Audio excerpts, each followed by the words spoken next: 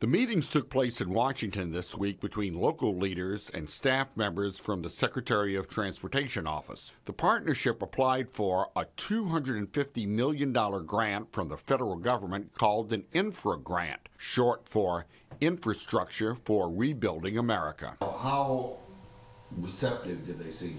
Very receptive. Baldwin County Commissioner Chris Elliott, who's in the Washington meetings, says he's optimistic because the delegation is asking for less federal money than before. It used to be an 80-20 federal to state match, and now we have almost reversed that to be a 20-80. Mobile County Commission President Connie Hudson, who's also in the meetings, says the grant could be for less than $250 million, but she's hopeful the amount will be sizable because of the magnitude of the project. And what it will do in terms of improving transportation for all across the I-10 region of our country. Elliott says the local money in the 80% split would come from bonds, some state money, private investor money, and tolls. Project developers are looking at a toll between $3 and $5 per car. But Elliott says most drivers expected to use the bridge won't live in this area. We are working very hard to make sure